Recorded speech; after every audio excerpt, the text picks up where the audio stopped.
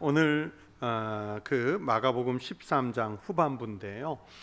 지난번 1절부터 13절 말씀드릴 때 이 마가복음 13장에는 별명이 있다, 이런 그 말씀을 드렸습니다. 작은 묵시록, 뭐 다니엘서라든지 아니면 요한계시록, 이런 것들이 그 큰 묵시록이라면 이 마가복음 13장은 예수님께서 마지막 종말의 때에 대해서 말씀해 주신 내용이기 때문에 작은 묵시록이라 이런 제목이 붙어 있고, 이 14절 이후 읽은 이 본문에서는 예수님께서 그 종말의 때에 나타날 현상들에 대해서 좀 더 구체적으로 말씀해 주시는 그런 내용으로 구성이 되어 있습니다. 짧지만 본문을 크게 세 단락, 그러나 또 크게 두 단락으로 보고 뭐 좀 세분해서 보면 세 단락 볼 수도 있는데 두 단락으로 나뉘어서 말씀을 드리겠습니다. 먼저 첫 번째는 14절부터 23절까지인데 여기서는 우리 주님께서 재림하시기 전에 이 땅에 큰 환란이 있을 것이라는 것을 예언해 주시는 내용의 말씀입니다. 당시의 시대적 상황에서는 가깝게는 예수님 당시 그 이후에 앞으로 35년 혹은 36년 그때쯤에 있을 예루살렘 멸망에 대한 예언이라고 말할 수 있어요. 주후 약 70년쯤에 로마가 이스라엘을 완전히 정복해서 이제 로마의 속국이 되는, 그리고 이스라엘은 완전히 멸망하는 그때가 주후 70년인데, 그때 도리에 돌 하나도 남지 않고 정말로 그 예루살렘이 다 무너져요. 마지막 이스라엘 군대가 최후 저항을 하던 곳이 마사다인데 그 마사다도 완전히 함락을 당합니다. 그러면서 이제 이스라엘이라는 나라 자체가 이제 완전히 로마 제국에 편입이 되지요. 바로 그것을 예언한 것이라 이렇게 볼 수도 있고요. 또 더 크게 나가면 예루살렘이 멸망하는 것을 넘어서 온 인류가 마지막 때를 맞을 멸망의 때가 있을 것이라는 것을 말씀해 주시는 종말론의 말씀이 오늘 본문입니다.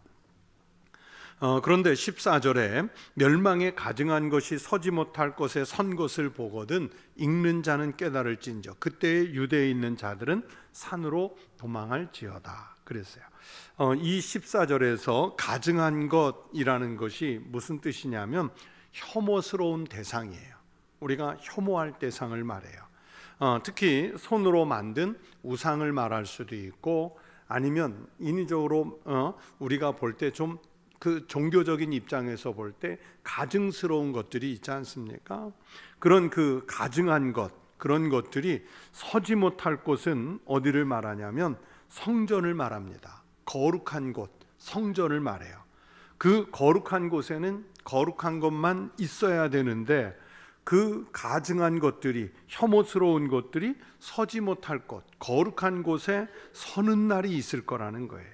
그래서 이 거룩한 곳에 감히 멸망할 것들이, 혐오스러운 것들이 서서 그 거룩한 곳이 더럽혀지는 날이 있을 것이라, 이것을 예언한 말씀이 오늘 본문입니다. 여기에는 사실 예수님께서 이 말씀을 하실 때는 시대적인 그 역사적인 배경이 있습니다. 그냥 읽어서는 잘 모르는데 신학을 공부하면 예수께서 이 말씀을 하시는 배경, 실제적인 사례가 있었어요. 여러분 그 공동번역 성경이라고 알고 계시죠? 그 공동번역에 보면 그 천주교에서는 그냥 공동번역 성서라고 쓰는데, 우리 그리스도인, 기독교, 개신교 입장에서 볼 수 있는 것은 그 공동번역 성서 해놓고서 밑에 뭐라고 돼 있냐면 외경 포함. 우리는 외경이라고 돼 있는데 천주교에서는 외경이 아니고 정경에 들어가 있기 때문에 그렇게 기독교, 천주교 것과 우리 개신교용이 이렇게 구분이 돼 있어요. 내용은 똑같습니다. 글자가 다 똑같아요. 그런데 그 외경 중에 마카비서라고 있는데 그 마카비 1서에 보면 1장 54절부터 56절에 이런 사건이 있습니다. 주전 168년에, 그러니까 예수께서 오시기 168년 전이에요. 시리아의 왕 안티오쿠스 에피파네스라는 왕이 있는데 이 사람이 예루살렘을 침략해 와서 예루살렘 성전에 제단을 헐고, 그리고 그 헐어버린 제단 자리에 제우스, 올림피우스 신상을 세워놓고요. 그러면서 그 올림피우스 신상에게 뭐를 제물로 바치냐면 돼지피를. 여러분, 지금도 이슬람 사람들에게는 돼지피를 절대 보여주면 안 되고 뿌리면 안 되잖아요. 이건 가장 저주스러운 일인데 당시에 그 율법에 의하면 돼지피가 이 유대인들은 먹어서도 안 되는 고기고, 더군다나 다른 그 짐승, 제물로 바칠 수 있는 순결한 짐승들의 피도 먹지 않잖아요. 그런데 거룩한 성전에다가 이 안티오쿠스 에피파네스가 신상을 세운 것들 모자라 돼지피까지 제물로 바친 거예요. 이 왕이 어떤 왕이냐면, 여러분, 그 알렉산더가 대제국을 이루었지 않습니까? 그런데 알렉산더가 죽고 나서 알렉산더가 세운 그 나라가 이제 마케도니아가 이제 4개의 나라로 쪼개지게 되는데, 그때 이 팔레스타인 지역을 놓고, 즉 가나안 땅, 오늘날의 이스라엘 지역, 거기를 놓고 시리아 쪽에 있었던 셀루커스 왕조라는 쪽하고, 또 애굽 쪽에 있던 프톨레미 왕가가 이제 붙어서 여기에 주도권을 놓고 싸우는 거예요. 그 권력 투쟁을 했어요. 그러다 보니까 당연히 이스라엘에는 또 이런 정치적 격변기가 생기면, 국제적인 격변기가 생기면 파가 생기잖아요. 친애굽파가 있고 친수리아파가 있는 거예요. 예레미야서를 읽어보면 예레미야 시대 때 이제 이스라엘이 거의 멸망 직전에 가 있는데, 그때도 보면 친애굽파가 있고 친바벨론파가 있잖아요. 우리가 이럴 때일수록 애굽에 붙어야 된다, 아니다 이럴 때일수록 바벨론에 붙어야 된다, 그러면서 내전 가까이 있었는데, 지금 예수님 오시기 전 알렉산더가 죽고 나서 주전 168년 그때도 이런 상황이 있었어요.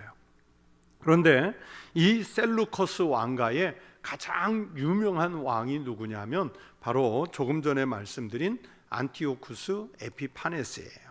그래서 이 사람이 예루살렘을 정복하기 위해서 군대를 보내서 예루살렘을 약탈하고, 그러면서 주민들을 학살하고, 그러면서 거기에 아까 말씀드린 신상을, 올림피우스 신상을 세우고 돼지피를 제물로 바쳤어요. 이스라엘 사람들은 다 기억하는 일이에요. 지금까지도 기억하는 이스라엘 민족의 치욕스러운 일이에요. 그런데 어떡합니까? 나라를 뺏겼는데, 이 멸망에 가증한 것이 거룩한 곳에 섰는데 그들은 속수무책으로 당할 수밖에 없는 그 비통한 상황, 비참한 상황, 억울한 상황, 이거를 지켜만 보고 있는 거예요. 예수님은 바로 그것을 기억하면서 말세에 적그리스도가 나타나서 하나님의 자리에 자기가 서가지고, 그래서 자신을 숭배하도록 그렇게 성도들을 유혹하는 일이 일어날 것이라 하는 것을 예언한 말씀이 이 본문인 거예요. 그래서 제가 이 배경을 이해해야 오늘 말씀을 안다는 게 바로 그런 내용입니다. 그러니 여러분, 그런 날이 실제로 벌어졌을 때 이스라엘 사람들에게는 이건 공포 그 자체지요. 치욕이며 공포며 두려움이지요. 그러면 말세에 적그리스도가 나타나서 하나님의 자리에 자기가 서는 날, 그 날이 똑같습니다. 가장 극심한 공포가 일어날 날이고요. 사태가 얼마나 급박하게 일어날지 오늘 예수님이 그러시지 않습니까? 하던 일을 멈추고 뒤돌아보지 말고 인간적으로 소중하다고 판단한 것들 있잖아요. 뭐 예를 들어서 밭일하려고 벗어났던 겉옷, 왜 하필이면 집안에 가면 예금 통장도 있고 보물도 있고 별게 다 있을 텐데 왜 겉옷이라고 그랬을까요? 이스라엘 사람들에게는 겉옷이 큰 재산이기 때문입니다.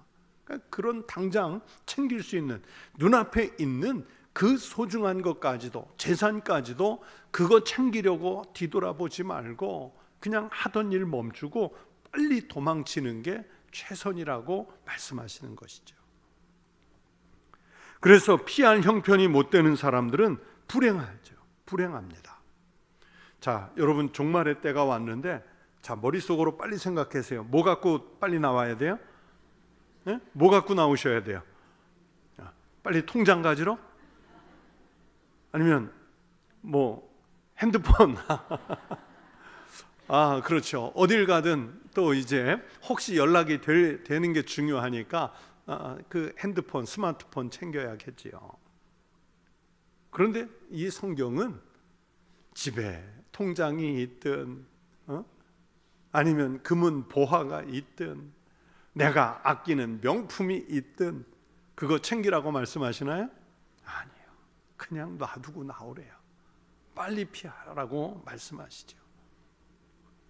그런데 이거가 지금 무슨 상황이 벌어지는지 알지 못한 채로 사는 사람은 불행한 사람입니다. 불행해요. 그런데 어디로 피할 것인가? 그리스도에게로 피해야죠. 주님께로 피해야 합니다. 마귀도 그것을 알고 있습니다. 마귀도 알아요. 그래서 왜 미혹의 영들이 일어나느냐? 미혹의 영들이 곳곳에서 일어나서 자기가 바로 피할 그리스도다, 나에게 와라, 그래야 안전하다. 마치 시장에 가면, 길 가면 호객꾼들이 막 손님 자기 가게로 끌어들이려고 이리 오시라고, 여기가 제일 싸다고 막 그러는 것처럼 바로 이 적그리스도들이, 가짜 그리스도들이 내가 그리스도다, 그리스도가 여기 있다, 그리스도가 저기 있다 그러면서 유혹한다고 주장을 합니다. 여기저기서 성도들을 자기에게 오라고 유혹을 해요.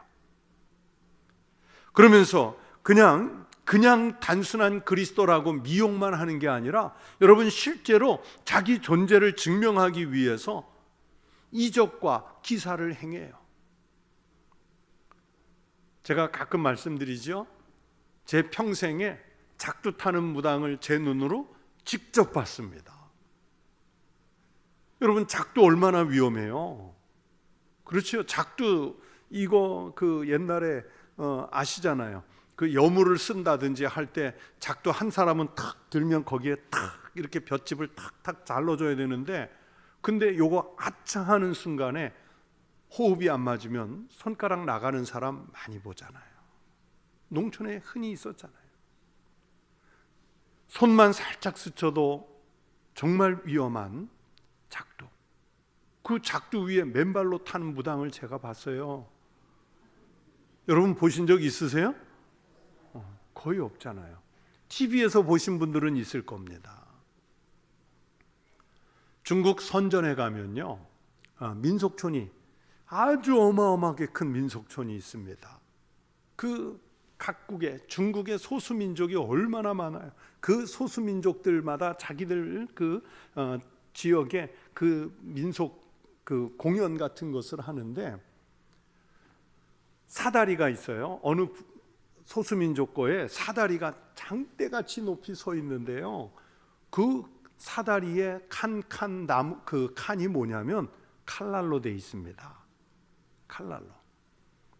그런데 거기를 맨발로 올라가요. 맨발로. 그 공연이 끝나면 사람들이 우르르 내려와 가지고 거기 속에는 저도 있어요. 내려와서 이거 진짜 칼날인가 만져봅니다. 칼날이에요. 예리한 칼날이에요. 깜짝 놀랄. 여러분 사람들이 무당을 보고요, 신기하죠. 피나이다, 피나이다. 그런데 적그리스도는 그런 정도 차원의 이적이 아니에요. 여러분, 옛날에 우리나라 이단 중에 박대선이 신앙촌, 천부교 얼마나 많은 이적이 일어나는 줄 아세요? 박태선이가 안수한 물 한 통씩 사가려고 막 헌금하고, 그러면 문선명은 이적이 없었을까요? 있어요. 아마 정명석이 JMS도 이놈도 분명히 이적이 있었을 거예요. 그러니까 사람들이 막 줄지어 따라가죠. 할 수만 있으면 어떡하든지 미혹을 하려고 해요. 그래서 이때 마지막 때 그리스도에게 피해야 한다는 사실은 마귀도 알고 우리도 압니다. 그런데 이때 정말 중요한 게 무엇이냐면 영분별을 잘해서 우리가 어디로 피해야 하느냐? 진짜 그리스도이신 예수 그리스도에게로 피해야 할 줄로 믿습니다. 사람들은요, 적그리스도뿐만이 아니라 자기가 피할 곳을 만들기도 하지요. 그러나 물질이나 권력이나 인간적인 어떤 요새도요, 예수 그리스도가 아니시면 어떤 요새도 절대 안전하지 않습니다. 사람이 도피처가 될 수 없습니다. 이단이 도피처가 될 수 없어요. 시편 146편 3절에 성경이 말씀하시기를 귀인들을 의지하지 말며 도울 힘이 없는 인생도 의지하지 말지니. 그러면 그런 것, 귀인들 의지하지 말고 도울 힘이 없는 그런 인생 의지하지 말고 위기나 박해를 만났을 때 그러면 어디로 도피할까? 시편 118편 8절 9절에서 또 말씀하시기를 여호와께 피하는 것이 사람을 신뢰하는 것보다 나으며 여호와께 피하는 것이 고관들을 신뢰하는 것보다 낫도다. 어디로 피하라고 말씀하십니까? 여호와께로. 어디로 피하냐면 여호와께로, 그리스도에게, 예수 그리스도에게로 피할 때 그곳이 가장 안전한 곳인 줄로 믿습니다. 그래서 시인은 62편 시편 62편 6절에서도 말씀하시기를 오직 그만이 여호와 하나님을 말씀해요. 나의 반석이시요 나의 구원이시요 나의 요새이시니 내가 흔들리지 아니하리로다. 주님을 반석 삼아, 주님을 요새 삼아 그리로 피하면 세상에 어떤 편지풍파가 일어나도 우리는 안전하게 보호받을 줄로 믿습니다. 여러분, 우리의 인생 속에 대환란이나 박해는 불가피하게 찾아옵니다. 만약에 죽을 때까지 그 불가피한 박해나 또는 환란이 안 찾아왔다면 여러분, 임종할 때 주님 감사합니다 하고서 그냥 가십시오. 그러나 살아서 그것을 목격하는 날이 있거든 주님께로 피하십시오.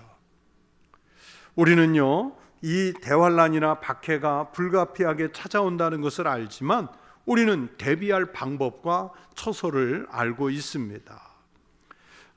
여러분, 건축을 할 때 지진을 대비해서 내진 설계를 하지요. 또는 화재 등을 대비해서 대피 훈련을 하지요. 비용은 들지만 해야 합니다. 우리 교회가 이 예배당 건축하려고 설계를 할 때 그 설계를 들어가기 직전에 무슨 일이 있었냐면 경주에 서울의 모 대학 학생들이 오리엔테이션을 갔다가 폭설이 내리는 바람에 그 오리엔테이션 하던 그 체육관, 그 든든하다고 한 체육관이 무너졌어요.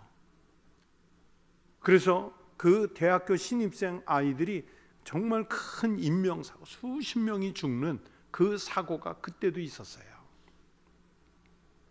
그러다 보니까 우리 건축할 때 그 눈에 대비한 그런 설계를 강화가 돼서 그걸 했어야 됐어요. 또 지진, 그때 막 이제 지진들이 일어나니까 우리나라에서도 4.5에 5에 가까운 지진이 몇 번 있었거든요. 그랬더니 내진 강화가 7로 올라갔어요. 그래서 우리 예배당 건축할 때 그 강화된 그 눈의 하중, 또 강화된 내진, 여기에 맞춰서 설계가 되어 있어요. 그러니까 안전하게 안심하게 하고 앉아 계시면 돼요. 눈이 많이 와도 견딜 수 있도록 돼 있어요. 그러다 보니까 비용이 올라가더라고요. 설계 비용도 올라가지만 건축비도 또 올라가요. 왜냐하면 그만큼 안전하기 위해서 철근 하나 넣던 거 2개 넣어야 되고, 그렇죠? 콘크리트 강도 10으로 하던 거 13, 15 막 이렇게 해야 되니까. 하지만 어떡합니까? 그렇게 비용이 들지만 했기 때문에 안전할 수 있지요. 군인들이 하는 말이 있어요. 평시에 훈련 중에 흘린 땀방울이 전쟁터의 핏방울이라는 말이 있어요. 훈련할 때 정말 열심히 죽도록 훈련해서 땀을 뻘뻘 흘리면 결국은 전쟁터에 직접 나갔을 때 핏방울을 안 흘려요. 그런데 훈련 중에 땀방울을 흘리지 않으면 전쟁터에 나가 뭘 흘리겠어요? 핏방울을 흘리는 거죠. 값은 다 정해져 있어요. 우리가 환난이나 박해 불가피하게 찾아오지만, 그러나 우리는 평소에 어떤 세월을 살든지 주님과 함께 사는 게 가장 안전한 길인 것을 알기 때문에 우리는 평안하다, 안전하다 하고 여길 때 그때 긴장해서 우리가 무엇보다 지켜야 할 것은 올바른 신앙인 줄로 믿습니다. 그래서 24절 이후가 바로 이제 그것을 말씀해 주시고 있습니다. 24절 이하가 그렇습니다. 그리스도께서는 재림하실 것이고 그때 종말을 맞는 제자들은 어떤 자세를 가져야 할지 그 내용을 말씀하시고 있습니다. 이 말씀 앞에 지난 시간에 봤던 1절부터 13절, 세상의 종말이 오기 전에 각종 징조가 있을 것이라고 이미 말씀하셨죠. 7절에 보시면 난리와 난리의 소문이 있을 것이고, 8절에 보면 민족이 민족을, 나라가 나라를 대적하는 일이 있을 것이고, 곳곳에 지진이 있고 곳곳에 재난 기근이 있을 것이고, 또 9절에 보면 그리스도인들을 향해서 박해가 있어서 구속도 당할 것이고, 또 공회에 끌려가서 매질을 당하는 일도 있을 것이라. 그래서 세상 종말이 오기 전에는 각종 이런 징조들이 미리 있을 것이라고 예수께서 말씀해 주셨습니다. 그러면서 이 14절부터 조금 앞에 바로 말씀드린 대로 마지막에 나타날 대환란의 현상들에 대해서 말씀하셨어요. 그리고 24절부터 27절 아주 짧은 이 말씀 속에는 예수님 자신이 그렇게 마지막 때 영광스럽게 재림하실 것을 예언하시고 있습니다. 그 24절부터 27절에 보면 환난 후에 우주가 요동을 칠 것이고, 해가 어두워질 것이고, 달이 빛을 잃을 것이고, 별들은 떨어진다고 말씀합니다. 그리고 그 우주는 혼동스러울 때에 주님은 구름을 타시고 큰 권능과 영광 중에 재림하실 것을 약속하시고 있습니다. 그러면서 그 주님이 재림하시면서 이제 무슨 일이 있느냐? 택한 자들을 진짜 그리스도 앞으로 불러 모으신다 하는 말씀이에요. 그래서 성도들은 이 마지막 때를 맞이하기 위해서는 당연히 늘 깨어 있어야 하죠. 모으실 때 그 자리에 가려면 잠들어 있다가 가는 것이 아니라 깨어 있다가 가야 합니다. 여러분, 예수님의 재림과 이 우주 만물의 종말은 반드시 있을 줄로 믿습니다. 제가 목회하던 교회에 한 교인이 언젠가 저에게 이런 말씀을 하셨어요. 목사님, 이분은 뒤늦게 예수를 믿으신 분인데 예수님 안 계셨으면 정말 어떡할까요? 내가 예수를 안 믿고 있었으면 정말 어떻게 살았을까? 아찔합니다. 그래요. 특히 마지막 때를 맞이할 것을 생각하면 예수님 안 믿었으면 아찔하다, 그렇게 얘기를 해요. 여러분, 이 말은 정말 맞는 말입니다. 신앙 고백입니다. 성도는 세상 종말에 있을 핍박과 환난을 믿음과 인내로 견디면서 반드시 자기 백성을 구원하시기 위해서 오시는 그 예수님을 기쁨으로 맞이할 수 있어야 합니다. 그래서 예수님의 재림하심이요, 불신자들에게는 종말이에요. 여러분, 종말론, 말세론 이런 그 신앙을 얘기하니까 그때가 되면 무서워서 어떡하지? 해가 달이 빛을 잃고 별은 떨어지고 천지는 막 요동친다는데 그때 나는 무서워서 어떡하지? 여러분, 그런 걱정하실 필요가 없습니다. 왜냐하면 예수를 믿지 않는 사람, 그리스도가 없는 사람들에게는 그날이 여호와의 때, 종말의 때, 멸망의 때이지만, 그러나 우리 믿는 사람들에게는 그날이 오히려 하나님께서 생명을 주시는, 구원의 절정을 이루시는 날이기 때문입니다. 그래서 우리에게는 오히려 주님의 재림하시는 날이 멸망의 날이 아니라 생명의 날입니다. 그래서 그 생명의 날을 맞이하려면 성도는 주님이 언제 오시더라도 바로 영접할 수 있도록 영적인 자세를 갖추고 있어야 한다고 오늘 예수님이 제자와 무리들에게 말씀하시고 있습니다. 여러분, 여행을 한번 가려고 해도 준비가 잘 돼야죠.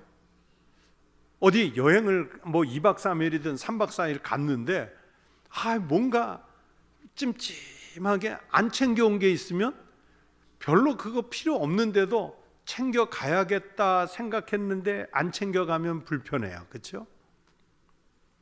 그래서 여행을 가기 전에 옷은 어떻게 챙겨갈까? 현지에 가서 동선은 어떻게 할까? 교통표는 무엇을 어떻게 이동을 할까?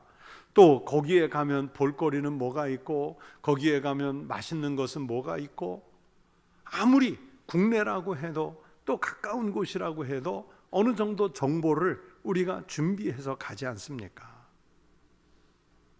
그런데 여러분, 짧은 휴가에 그 여행을 가도 그렇게 준비하고 가는데 마지막 하나님 나라에 들어갈 그 성도가 여러분 영생을 맞이하기 전에 정말 가장 중요한 영적인 자세를 준비하고 사느냐 하는 말입니다. 여러분, 지금이라도 당장 주님이 오시면 주님 지금 맞이하겠습니다, 이렇게 신앙을 고백할 준비가 되셨는지요? 9988 주님 조금만 늦게 오십시오. 제가 살 만큼 다 살고 그때 맞이하겠습니다. 그런 게 없어요. 그래서 예수님은 오늘 본문을 통해서 말씀하시려고 하는 아주 구체적인 영적 교훈 몇 가지가 있습니다. 첫 번째는 예수님께서 처음 오실 때, 초림이라고 그러죠. 처음 오실 때는요, 여러분 어떻게 오셨습니까? 아기의 모습으로 오셨잖아요. 가장 낮고 가장 천하고 가장 겸손한 모습으로 오셨지 않습니까? 그런데 그렇게 처음 오실 때와는 달리 재림하실 때는요, 보세요, 온 세상 사람들이 목격하는 중에 그러면서 큰 영광을 입고 오실 것입니다. 왜냐하면 우주가 진동하는 하늘의 별들과 달들과 햇볕이 빛을 잃는 그것을 왜 사람들이 목격을 못할까요? 다 목격하겠죠. 심지어 예수 그리스도가 그렇게 영광스럽게 재림하실 때는 예수님을 십자가에 못 박고 창으로 찌르고 조롱하던 그 사람들까지도 다 예수님 재림을 목격할 것이고, 그래서 그 사람들은 더 큰 두려움에 놓일 것이라고 오늘 예수님이 말씀하시고 있습니다. 두 번째는 예수님께서 다시 오실 그때에 대해서는 아무도 모릅니다. 오늘 말씀을 보니까 심지어 예수님 자신조차도 모르신다고 하셨어요. 오직 누구만 아십니까? 하나님 아버지만.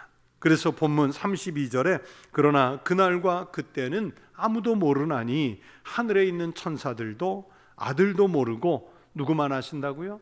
아버지만 아시느니라. 아버지만 아시느니라. 다만 짐작할 수는 있죠. 종말의 때에 나타날 현상들이 있기 때문에 13장 시작할 때부터 계속 그 현상들에 대해서 여러 가지 말씀을 드렸습니다. 그 징조에 대해서는 오늘 본문과 병행을 이루는 공관 복음들은 이렇게 설명합니다. 예를 들면 마태복음 24장 32절부터 51절에는 마태는요, 무화과 나무의 비유 또는 노아의 날 또는 충성된 종의 비유, 이런 것들로 마지막 날이 어떤 징조가 있을지 말했어요.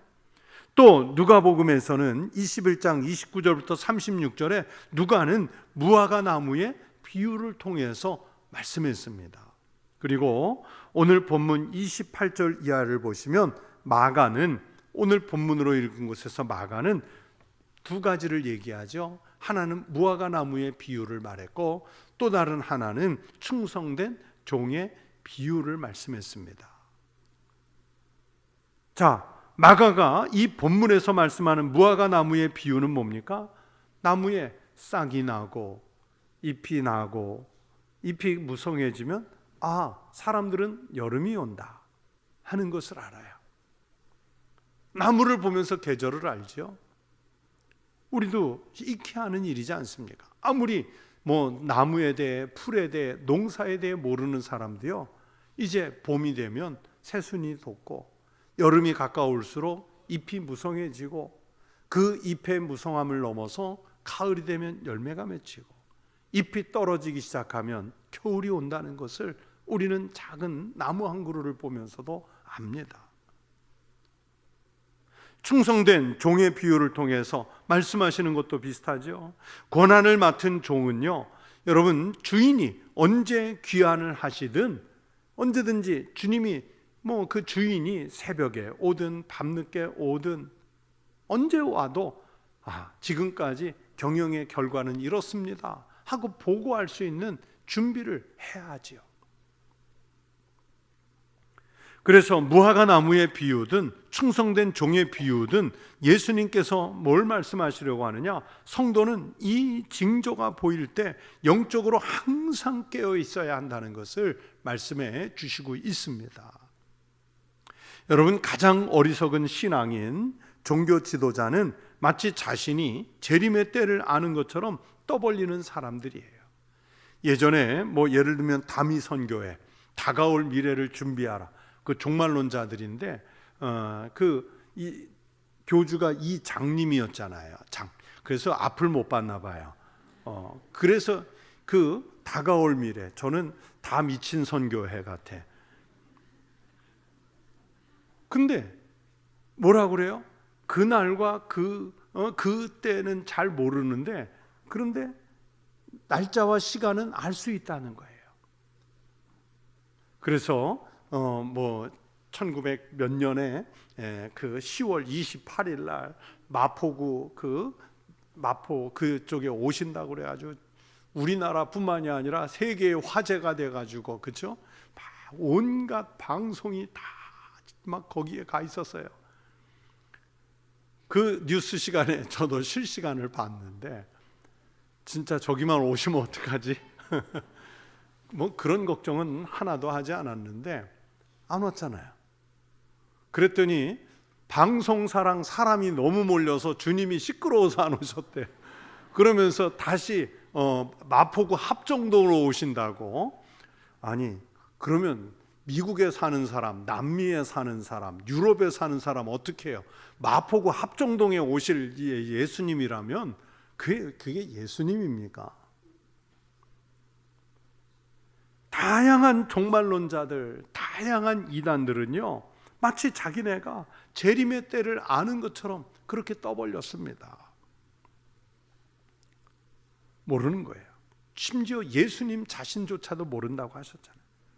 주님이 언제 오실는지 알 수 없는데, 그래서 세상에서 맡은 일 다 포기하고 또 재림만 기다리는 어리석은 사람들도 있죠. 이 종말론자들 중에도 상당수가 그렇습니다.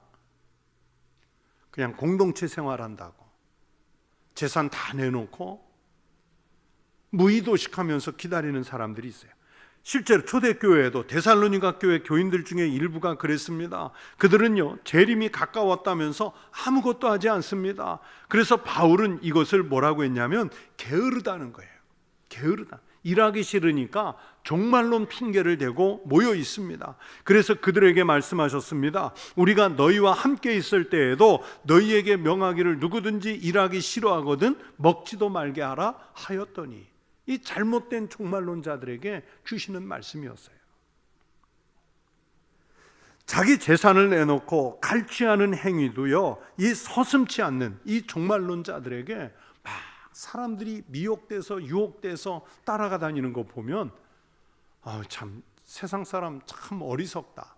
저걸 순진하다고 해야 될까, 순수하다고 해야 될까, 어리석다고 해야 될까 잘 모르겠어요. 그래서 앞에 말씀드린 대로 깨어 있으라 주님께서 반복해 말씀하시고, 그러면서 영분별의 은사가 그때 필요하죠. 어떤 사람들은요, 세상의 종말이나 예수님의 재림 따위는 존재하지 않는다면서 아예 재림에 대한 준비는 필요 없다 주장하는 사람들이 있어요. 그들은요, 자기 세상 일에 탐닉하지요. 먹고 마시고 즐기고 본능에 충실한 그런 삶을 살아요. 아주 대단히 현세적인 삶을 삽니다. 현세주의자들입니다. 마태는 노아 시대에도 이런 사람들이 있었음을 예로 들었습니다. 홍수 전에 노아가 방주에 들어가던 날까지 사람들이 먹고 마시고 장가들고 시집가고 있으면서 홍수가 나서 그들을 다 멸하기까지 깨닫지 못하였으니 인자의 임함도 이와 같으리라. 주님이 재림하시기 바로 직전까지 그렇게 먹고 마시고 장가들고 시집가면서 주님의 재림의 징조를 전혀 눈치채지 못하는 사람 반드시 있을 것이라고 예수께서 말씀하십니다.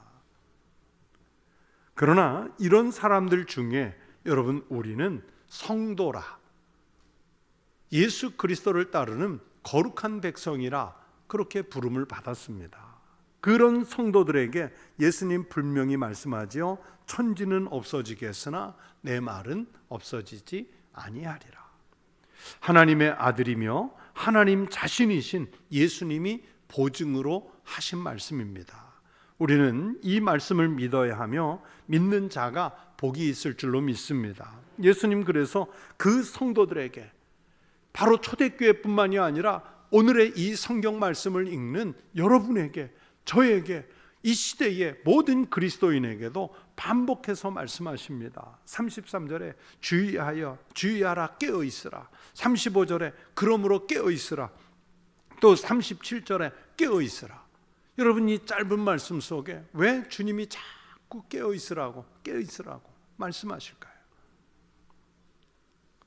영적으로 괜찮다 하는 이 미혹에 마음을 빼앗기지 말라는 뜻의 말씀입니다. 여러분, 이 마지막 때를 사는 우리, 주님이 언제 오셔도 맞이할 수 있도록 깨어있는 신앙으로 살아가시기를 바랍니다. 그게 오늘 밤일 수도 있어요. 그게 이번 달일 수도 있고 다음 달일 수도 있어요. 주님이 오늘 밤에라도 오시면 주 예수여 어서 오시옵소서, 그 기다린 신앙을 고백하실 수 있는 성도들이 되시기를 바랍니다. 여러분, 우리 그리스도인에게는 오늘이 항상 마지막 때입니다. 우리는요, 우리 그리스도인들은 종말론적인 신앙으로 살아가고 있는 거예요. 주기철 목사님은 늘 예배 마치고 저녁 무렵이 되면 그 일몰을 바라보면서 주님 오늘 밤에 오실랍니까? 그러면서 기다리셨대요. 나라가 정말 힘들고 어려운 시절이었지 않습니까? 그때에 목사님은 그래서 서쪽 하늘 붉은 노을, 그렇죠? 서쪽 하늘 붉은 노을, 그 찬양이 그래서 나온 것이에요. 우리 그리스도인에게는 바로 오늘이 마지막 때인 줄로 믿습니다. 그것이 바로 깨어 있는 것이고, 주님이 언제 오셔도 영접할 태도를 갖춘 영적인 삶이라고 말할 수 있어요. 여러분, 주님께는 천년이 얼마만이에요? 하루가 어떻습니까? 천년간. 그렇기 때문에 우리에게는 100년, 200년, 1000년, 2000년이 흐른 것 같지만 주님 앞에는 하루도 지나지 않은 시간일 수 있고요. 또 우리는 지금 긴 인생을 사는 것 같지만 주님이 잡으신 시간표는 하루도 안 될 수도 있어요. 그렇기 때문에 우리는 깨어있는 이 시간, 마지막 성도로서 종말의 시대를 깨어있는 영으로 살아가시기를 축원합니다. 그래서 세상은 우리 성도들을 넘어뜨리기 위해 정말 많은 시험과 유혹과 미혹이 있겠지만 거기에 흔들리지 말고 마지막 주님 재림하실 때 다른 곳 아니라 주님께로 피할 수 있도록 영적 준비를 늘 갖추고 살아가는 믿음의 성도들이 되시기를 우리 주의 이름으로 축원합니다. 기도하겠습니다. 하나님 아버지, 이 혼돈의 시대에 우리가 그리스도인으로서 늘 깨어있게 하여 주시옵소서. 우리 주님 언제 오시든 주 예수여 어서 오시옵소서. 영접할 태도를 갖추고 살게 하여 주시옵소서. 그리고 주님이 언제 오시든 하나님의 시간에 우리 자신을 맡기고 살며 교회를 맡기고 살며 나라와 민족을 다 하나님의 시간에 맞추고 살아가는 종말의 성도들이 되게 하여 주시옵소서. 하나님, 이 시간 주님께 귀하고 거룩한 예물을 성별하여 드린 손들이 있습니다.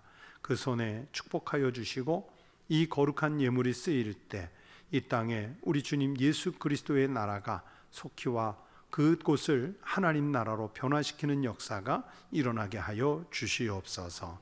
감사하오며 예수 그리스도의 이름으로 기도드리옵나이다. 아멘. 교회 소식은 주보를 참조해 주시고요. 오늘 여전도회 모임 없지요? 네, 이거는 보니까 제가 다른 걸 잘못 메모해 놨습니다. 그리고 춘계 대신방 일정 참고하셔서 그 신방 받으실 때 은혜롭게 받을 수 있도록 준비해 주시기 바랍니다. 그리고 성서대학 아직 수강 신청 못하신 분들이 있으면 챙겨서 그 수강 신청서 지난주에 나갔으니까 거기에 신청해 주시면 되겠습니다. 다른 소식들은 주보를 참고해 주십시오. 다 함께 찬송 180장을